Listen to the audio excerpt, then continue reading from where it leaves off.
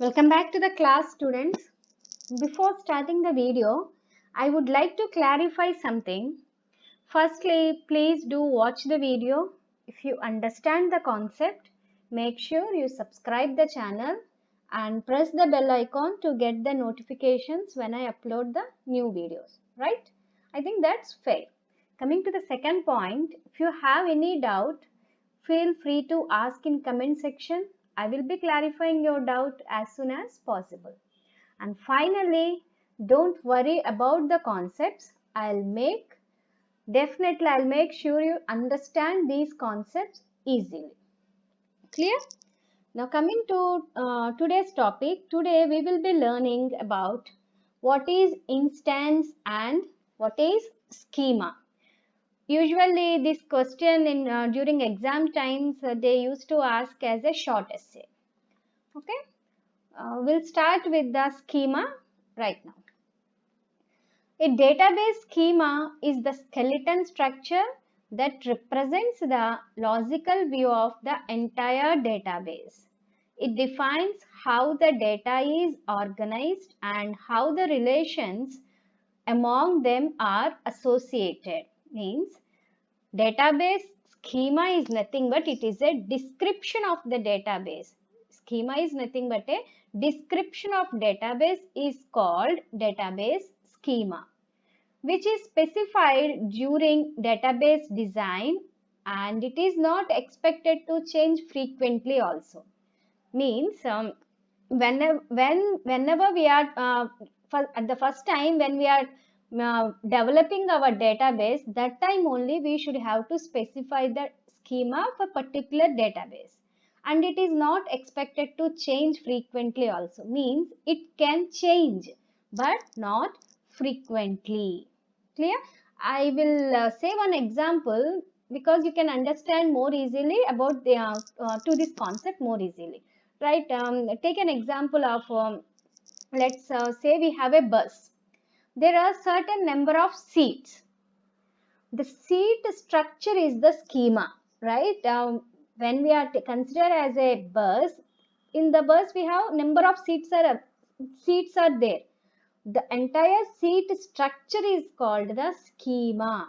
It does not change frequently, but the sitting arrangement of the people might be changed at different instances of time, isn't it or not?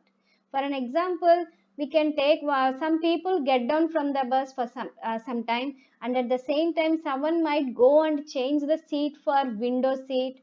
Sometimes it happened. So the seat structure is the schema. We cannot change, because when we design the bus, that time only we can design the seat structure also, but the seating arrangement might be changed depending upon the different instances of time.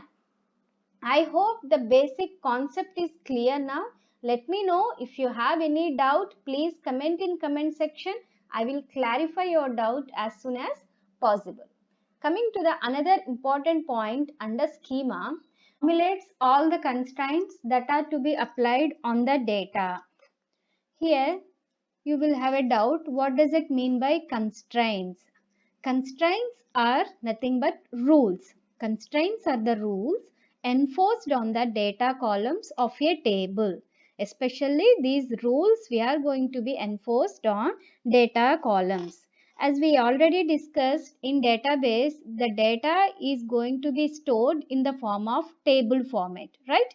The table is in the form of rows and columns. Especially constraints is going to be applied on the columns. Why we have to apply constraints especially on columns? Means these are used to limit the type of data that can go into a table.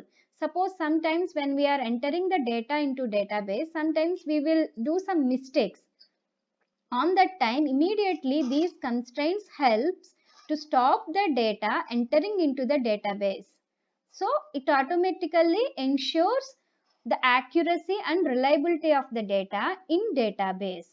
Sometimes these constraints could be applied or enforced either on column level or at the table level too. Coming to the next point, A database schema defines its entities and the relationship among them. So schema always defines what are the tables we are using and what is the relationship between the tables too also. Next, coming to the next point, it contains a descriptive detail of the database which can be depicted by means of schema diagrams. Schema always follows some schema diagrams. With the help of the schema diagrams, it explains what is the database. It gives entire information of the database with the help of schema diagrams. So once again, I'll quick recap about the schema. I'll tell you once again, listen. The design of the database is called schema. This tells us about the structural view of the database, especially it tells about the structural view of the database. It gives us an overall description of the database. A database schema defines how the data is organized using the schema diagram. A schema diagram is a diagram which contains entities and the attributes that will define the schema. The schema diagram only shows us the database design. Clear?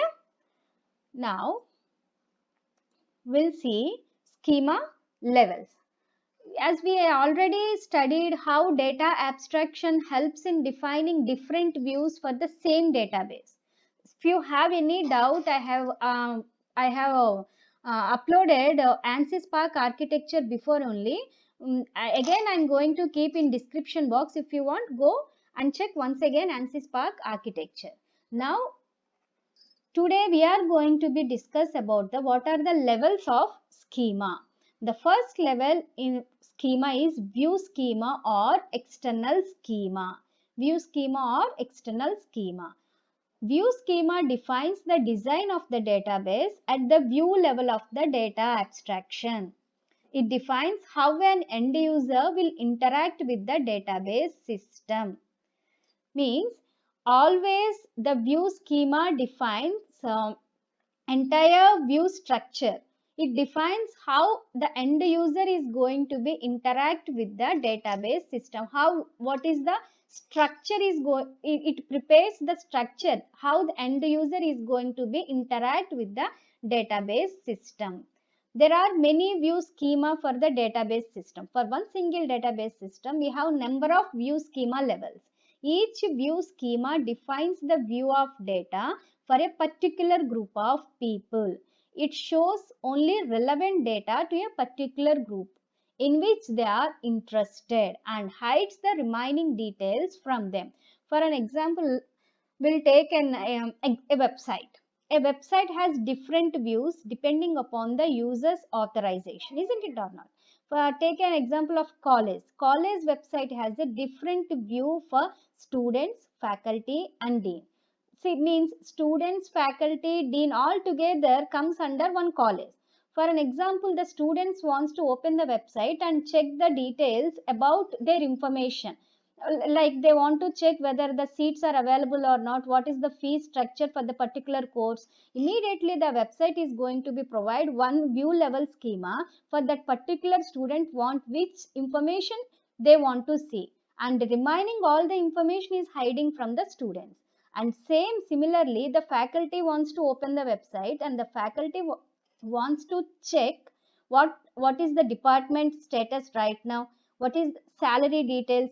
So relevant data is going to be asked the particular website, and the remaining information, the particular information which is related to the dean doesn't need to know the faculty. So that kind of information is hiding from the faculty. Means depending upon the different view levels, the information is going to be shared the particular persons.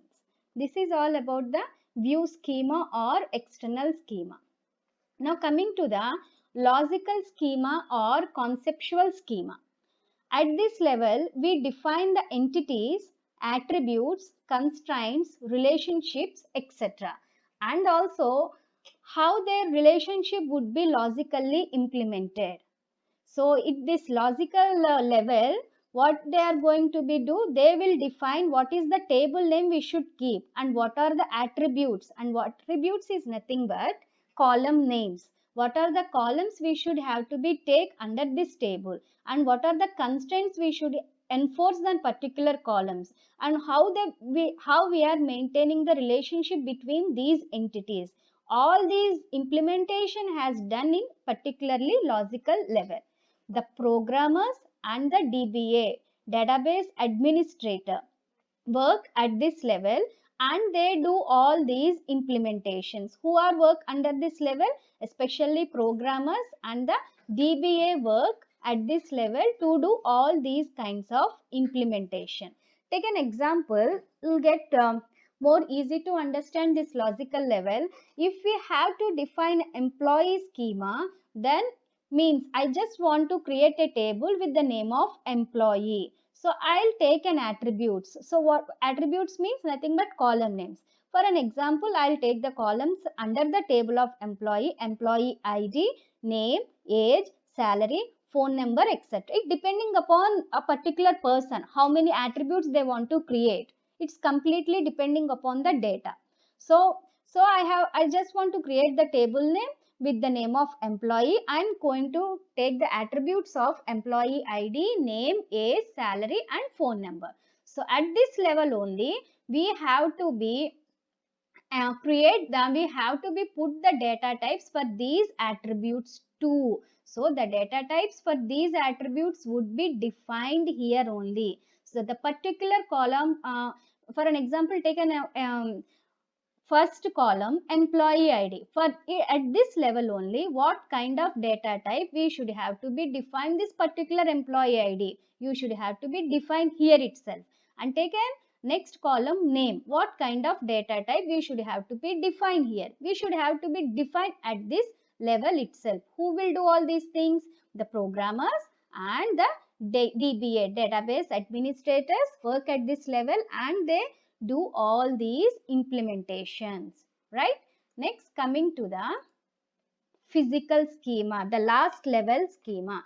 This tells how the data will be stored in, in the stored device. The data can be stored in the form of file, indexes, etc. The physical levels tells how we are going to be stored the data on physically. The data can be stored in the form of files or indexes also, right? It totally depends upon the database administrator. Who is the responsible person here?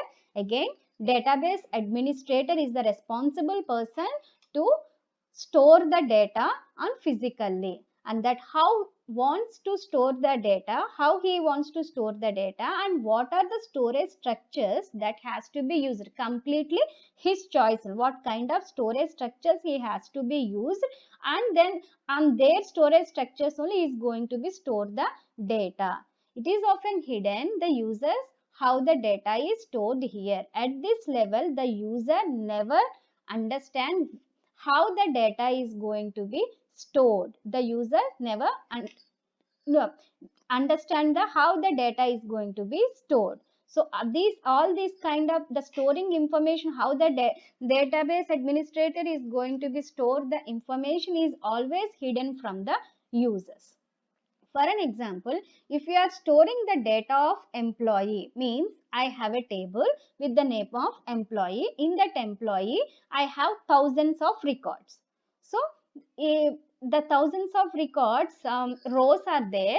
So, what is the name of the file? Table employee. The database administrator, is going to be stored that file on physically, but the user doesn't have any knowledge of it, where he has stored, in which data storage structure he has used.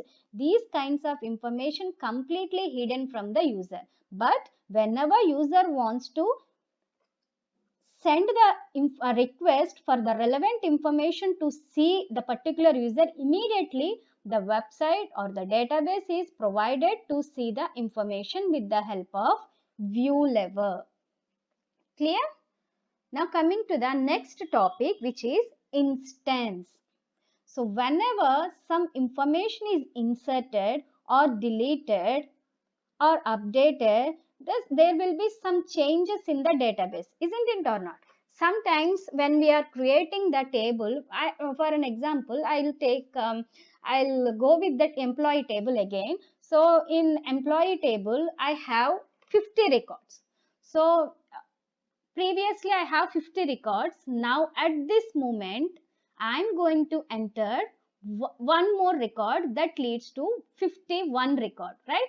That the particular moment whenever you are going to be inserted, or you don't want to keep 5 records from 50 records. So you are going to be deleted 5 records from 50 records. So our table will have how many records now? 45 records. The moment whenever you are doing any changes, for an example like insertion or deletion or updation, whatever you are done at the particular moment on particular table, that time is called as instance.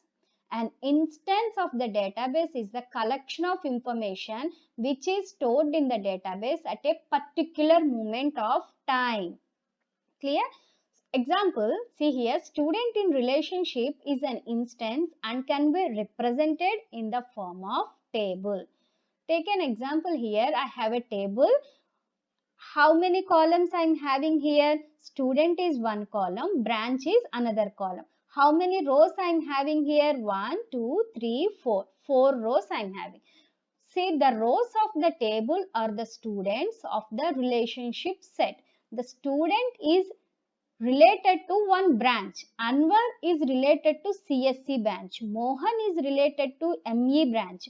Raju is related to IT branch. John is related to civil branch. For example, I am just giving the information to the particular table. Anwar is related to CSC branch. The particular moment when I am inserting the data into database, that moment is called instance. For an example, I am going to delete this Mohan row. Mohan is related to ME branch. I just want to delete this particular row from this table. That immediately when I delete the row from this particular table, what will happen? In some changes will happen in database, isn't it or not? The particular movement is called instance of delete. For an example, Raju, I have done here IT. So by mistake, I have kept here IT instead of civil. I have entered the data as IT. So I want to change the information. So immediately what I have to do, I have to update the Raju's information. When I am doing updation here, what will happen? Some changes is going to be applied on this particular table. That the particular moment of updation is called instance. Clear? I hope you all understand the concept. If you have any doubts, please feel free to comment in comment section.